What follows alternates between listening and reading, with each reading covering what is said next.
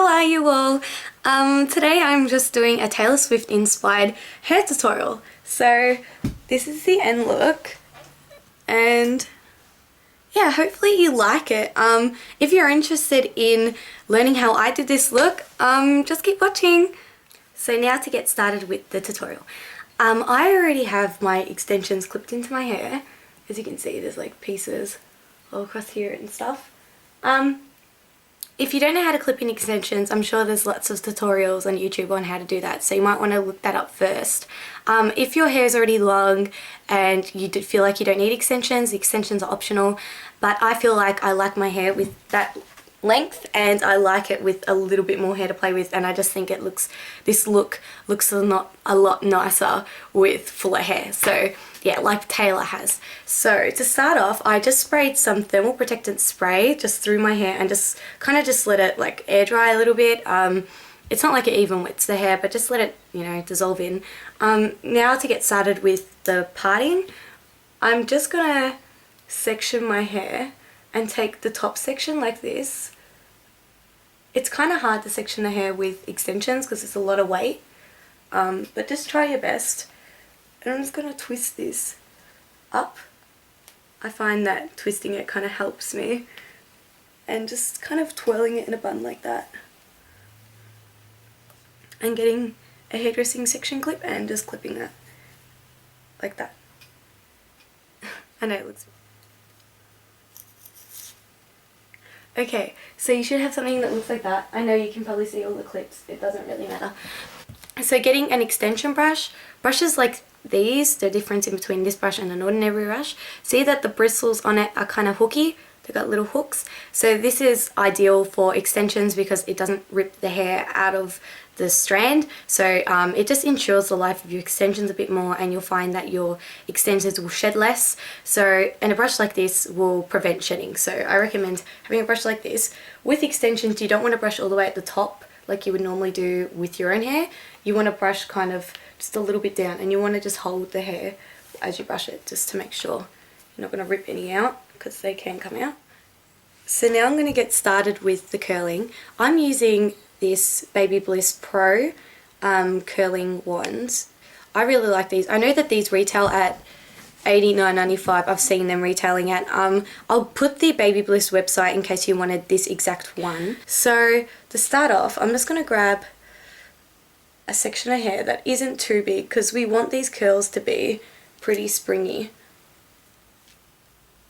So just take a section about that big. We're going to flick the hair out. So we want the, if you want it flicked in, you do it this way, but Taylor's seem to have hers out. So you're going to put your hand over your head. I know this looks really unco, but it doesn't matter. And we're just going to leave it there for a few seconds. Make sure that you don't burn yourself. That rod is hot, but just try to keep your fingers on the hair rather than on the plates, on the ceramic or whatever. Okay, so we're going to leave that there for a little bit, and now we're just going to loosen that up and drop that curl into our hand and just hold it there for just about 10 seconds, because, you know, while it cools down it sets. If you want the curls to drop, I guess you wouldn't do this, but and there we go.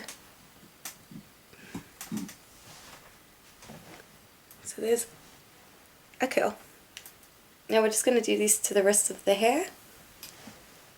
Remembering not to get sections that are too big because you'll find that it will just be a wave. So again, for the other side, on your right side, if you're right-handed, will be easier for you to do. So as you can see, this is on a swivel cord, so it's easy to use, but yeah, your arm might get sore doing your left side. And just wrapping it around. So you want the end of the hair to be on the smallest part of the rod, just so that it's a bit more of a spiral effect. Just going to keep it there for a little bit.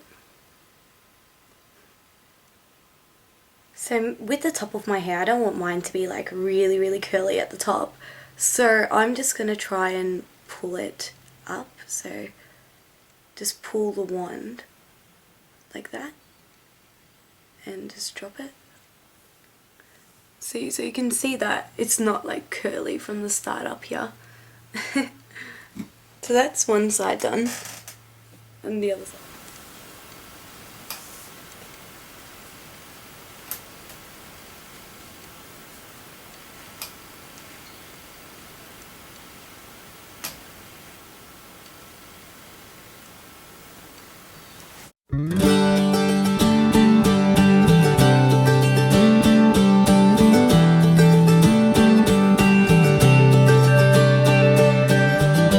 Take a deep breath and you walk through the doors. It's the morning of your So this is my end look, and as you can see, it is really Taylor Swift-ish, I guess.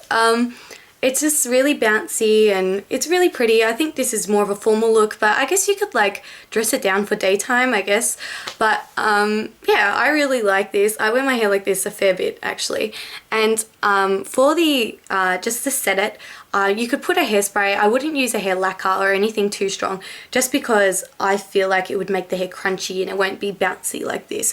I would recommend putting something that isn't going to make your hair too crunchy, because I feel like if you use like a hair lacquer, it looks too crunchy and then it doesn't bounce as much and it just looks stiff. So I'd use something like this. I use this hairspray so much because it's like my favorite hairspray ever.